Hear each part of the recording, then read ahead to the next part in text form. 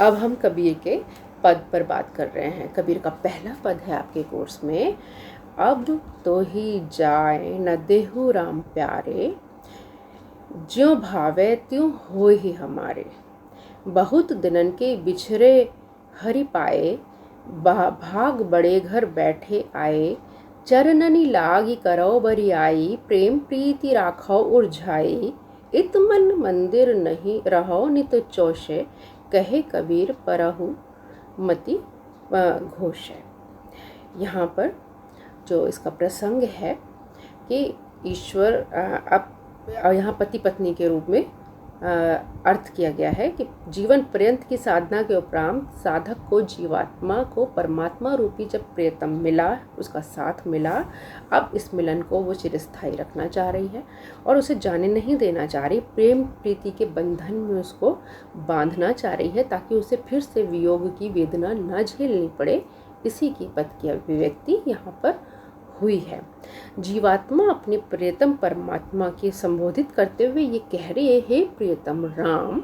राम यहाँ निर्गुण राम है। अब तुम मुझे अपने पास से कहीं भी जाने नहीं दूंगी। मैं तुम्हें जैसा अच्छा लगे वैसे ही मैं बन जाऊंगी। प्रत्यम मैंने तुम्हारे जीवात्मा कह रही है कि हे ईश्वर, मैंने तुम्हारे दुख में बहुत टाइम काट लिया और बड़ी मुश्किल और बड़ी साधना के बाद आज आप मुझे प्राप्त हुए हैं। तो मेरा ये सौभाग्य है जब मुझे घर बैठे मेरा प्रिय मुझे मिल गया है। अब मैं उसके चरणों में बलपूर्वक अपने को समर्पित कर दूंगी और अपने प्रेम में उसे ऐसे उलझा दूंगी और उसे कहीं भी जाने नहीं दूंगी। मेरी यही कामना है। कबीरदास जी यही बताना चाह रहे हैं कि जीवात्मा अपने प्रियतम से एक तरीके से अनुग्रह कर रही है कि हे प्रिय, तुम मेरे मन मंदिर में प्रसन्नता पूर्वक रहो और किसी भी अन्य के फैलाए हुए धोखे में मत उलझो, जालों में। मैं तुम्हें अपनी प्रीति, अपनी भक्ति और अपने समर्पण से सदैव रिझाऊंगी या प्रसन्न करती रहूंगी। तुम्हें कहीं अन्यत्र जाने की आवश्यकता नहीं है। यहाँ पर जो काव्य सौंदर्य है, ये प्रिय को पाने के उपरांत अपने पास रोक सकने की सामर्थ्य भी होनी चाहिए। उस भाव का हमको यहाँ पर प्रतीति हो रही है। और मन रूपी मंदिर है ना, तो यहाँ रूपक अलंकार है।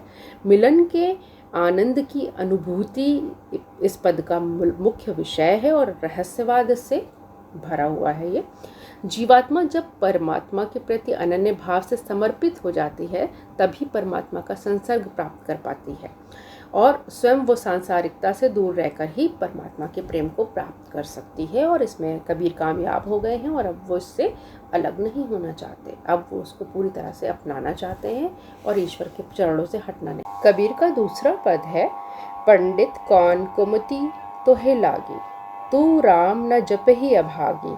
वेद पुराण पढ़त अस पांडे, खर चंदन जैसे भार। राम नाम तत् समझत नाही, अति पड़े मुखी छार। वेद पढ़िया का या फल पांडे, सब घटे देखे राम। जनन मरण थे तो झूठे, सफल होए सब कामा। जीव बघत अरु धर्म कहत हो, अधर्म कहाँ है भाई। आपन तो मुनिजन है बैठे, कासिन कहो कसाई। नारद कहे व्यास्यु भावे, सुखदेव पूछो जाई। कहे कबीर कुमति तब छूटे, जे रहो राम लियो लाई। अब यहाँ पर जो है पांडे जो कहा गया है, ये पंडितों को, ज्ञान शास्त्र के लोगों को जो उद्बोधन किया गया है वो उस पर किया गया है। सामाजिक उससे लिखते थे कि जो लोग समाज के कुरीतियाँ फैलाते हैं या सिर्फ थोथा ज्ञान ले लेते हैं, उसके ऊपर व्यंग है। कबीर चूँकि बहुत ही ज़्यादा मार्मिक और अच्छी बात किया करते थे, यहाँ पर उन्होंने इसीलिए कहा है और बताना यही ये चाह रहे हैं कि पंडित जितने भी हैं ये वाह्याचारों के प्रति आप नाम जपने में नहीं, खाली थोथा ज्ञान गया। जितने वेद हैं आपने जान लिए, लेकिन इन सब से आपको खाली थोथा ज्ञान होगा। जैसे गधे के ऊपर आप जो भी लगा दो, लाद दो, उसको उससे मतलब नहीं है कि क्या चीज़ लदी है, सुगंधित या कोई बदबूदार चीज़ लगी है। तो वो किसी भी चीज़ का गधा अनजान है, उसके पास विवेक नहीं है। तो यहाँ पर अगर व्यवहारिक ज्ञान जो आपके पास नहीं है, तो शास्त्रों का ज्ञान आपको खुदा तक नहीं पहुंचा सकता, पांडे या ब्राह्मण कर रहे हैं। तो इसीलिए तो वही कि गधे पे मिट्टी का बोरा हो, चाहे कोई सुगंधित चंदन हो, उसको किसी चीज़ की इमेज नहीं है उसकी नज़र में कि क्या है क्या नहीं, क्योंकि उसके विवेक नहीं है।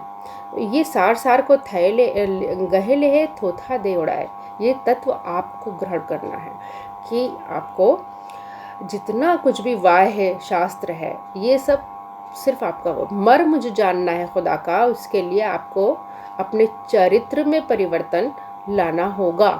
आत्मा का वास जो है वो उसमें ईश्वर रहना चाहिए, तभी आप भगवान तक पहुंच सकते हैं। तो खाली आप इसलिए कि हमने इतने वेद है, इतना है, तो आपको जन्म मरण और आवागमन के चक्र से आप मुक्त ही तब। धर्म के उस पर जितनी जीव हत्याएँ हैं वो उन्हें कभी भी बर्दाश्त नहीं थी कि दिन में रोज़ा रखत है, रात हनत है गाय, और बकरी पाती खात है ताकि काटी खाल, जे नर बकरी खात है ताकि कौन हवा। इस तरह से बहुत व्यंग्य किया उन्होंने, ये भी एक व्यंग्यात्मक उनका पद है। तो ये बहुत आपको इसमें मर्म में पहुंचना होगा कि ये वाहे आडंबर मौलवी और वेद पंडितों को नहीं मान रहे हैं। उनका कहना ये थोथा ज्ञान है, इनका व्यवहारिक ज्ञान नहीं है, ये बटे हुए हैं इसमें कि ये ब्राह्मण है, ये वैश्य है, ये शूद्र है। मानवता का निवास इनमें नहीं है। ईश्वर तक पहुंचने की जो सीढ़ियां हैं वो सही रास्ता ये बताने वाले लोग नहीं हैं। तो हमें ये दिग्भ्रमित ना कर दें, हमें इनसे बचना है और हमारी वाणी जन सामान्य तक पहुँचे। ईश्वर को पाने का रास्ता बहुत सहज है, बहुत सरल है, उस पर वाह आडंबरों की आवश्यकता नहीं होती। संतों का यही आदेश है सबके लिए, संदेश भी यही है कि कुमति आपकी तभी छूटेगी कि जब आपका कबीर कुमति किसको कह रहे हैं, यानी मति भ्रष्ट हो जाना, कि दुर्बुद्धि जब आपकी समाप्त होगा, जब आपका दुर्भाग्य समाप्त तभी होगा जब आप सही विवेक का इस्तेमाल करेंगे और समाज में जितना भी कुछ व्याप्त है हर चीज़ को ग्रहण नहीं करेंगे, सार सार को ग्रहण करना है और थोथे को उड़ा देना है। तो संत को ये पहचानना है, सच और झूठ का फ़र्क जानना है, क्योंकि फैला हुआ है सब तरफ माया जाल। निकलना इससे कैसे है, बचना इससे कैसे है, राह कौन सी सीधी है, इसी में बहुत से लोग दिग्भ्रमित हो जाते हैं। तो ये राम नाम जब तिलक छाप, इसको उन्होंने कभी भी वेटेज नहीं दिया, ये वाय आडंबर है उनके लिए। चित्त शुद्धि आपके मन की मानी है उन्होंने। तो परमात्मा के पथ की ओर गामजन करने के लिए आपको अपने चित्त को निर्मल और शुद्ध करना होगा, तभी सारे बंधनों से आप, आवागमनों से आप निकल सकेंगे और इस संसार में दोबारा वापसी आपकी नहीं होगी, अर्थात आप मोक्ष को प्राप्त हो जाएंगे। इसका जो काव्य सौंदर्य है उसमें कुमति से तात्पर्य है वो बुद्धि का सही काम न करना, विवेक का सही इस्तेमाल करना। तुलसी की भी एक है, कुमति सुमति सब जो है, दोनों ही सब, कुमति सुमति सबके ओर रहे, है ना, सबके दिलों में है और विद्यमान रहती है, लेकिन सबके ओर में रहती है। लेकिन मात पुराण गर अगम अज कही, यानी जो इस बात की पुष्टि करते हैं कि जिसके दिल में आपको विवेक वही है कि आपको उसका भेद करना आ जाएगा, तभी आप ईश्वर को प्राप्त हो पाएंगे। प्रारब्ध कमरों से आपने। कबीर का तीसरा पद है, छा की परियो आत्म तिवारा, पीवत राम रस करत विचारा, बहुत मोल महंगे गुड़ पावा, ला कसाब राम चुआवा, तन पाटन में कीन पसारा, मांगी मांगी रस पीवे बेचारा, कहे कबीर फबी मति वारी, पीवत राम रस लगी खुमारी। यहाँ पर जो प्रसंग है, यहाँ पर भी पूरा कलाल शिल्प से रूपक उठाकर अपनी बात कही है। बात आध्यात्मिक है परंतु रूपक यहाँ पर कलाल शिल्प से लिया गया है।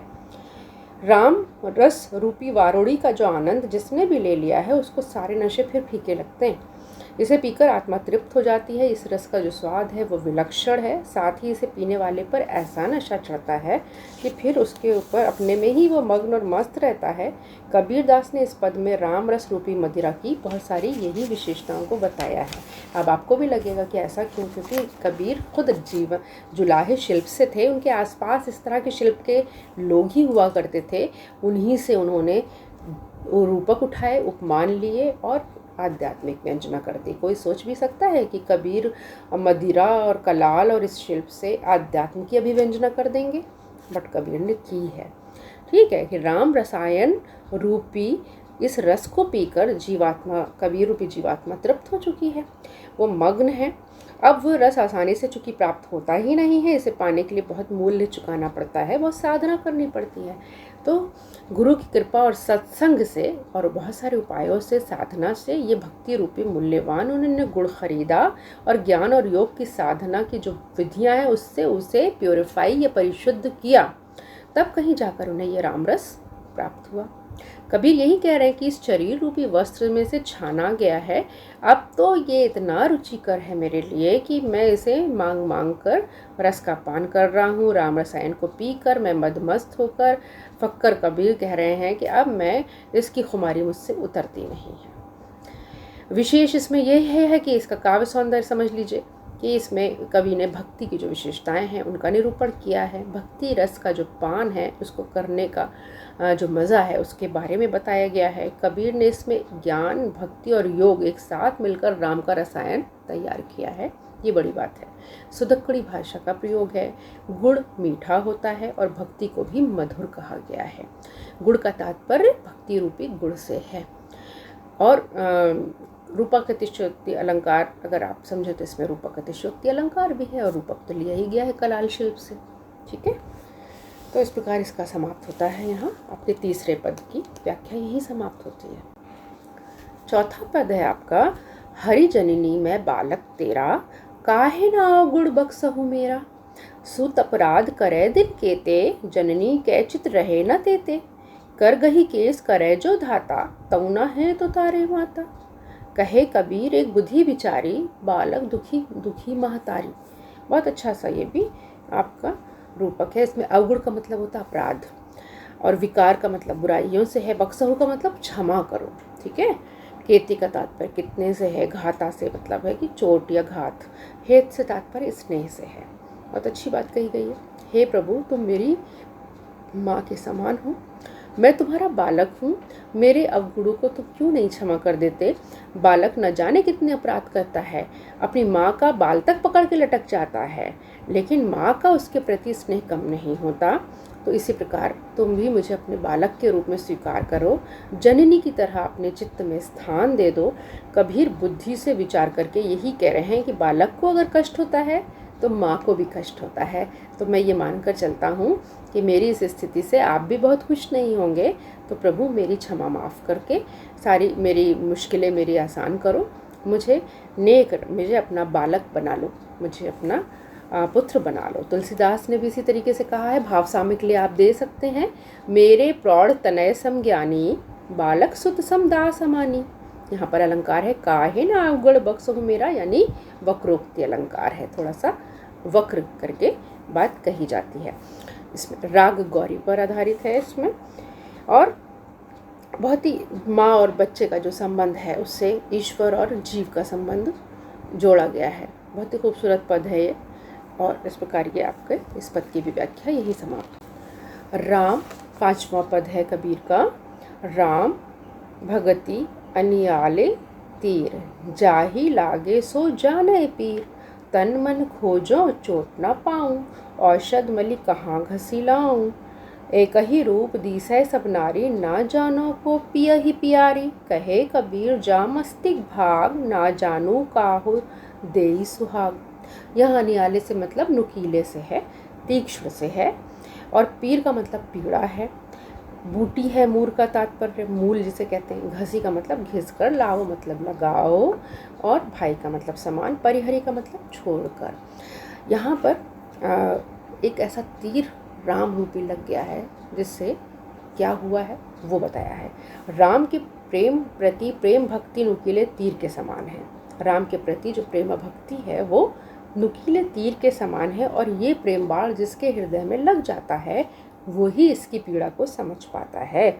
और सामान्य बाण की चोट से शरीर पर दिखाई दे जाती है, लेकिन ये बाण विलक्षण है, इसका तो उपाय औषधि द्वारा उपाय नहीं किया जा सकता है। ये प्रेम बाण आपके घाव के सारे शरीर के खोजने पर भी दिखलाई नहीं पड़ेगा, और इसलिए इसका उपचार कोई कर भी नहीं सकता। जितना ही इसको आप जड़ी बूटी घिस कर लगाएं, ये व्यथा है, क्योंकि ये आंतरिक आपका दर्द है जिसको सिर्फ आप जानते हैं। परमात्मा रूपी प्रेतम के लिए, चूँकि सभी जीव या सभी नारियां, यहाँ पे ये जीव नारियों के लिए भी कहा गया है कि वो सब एक समान है।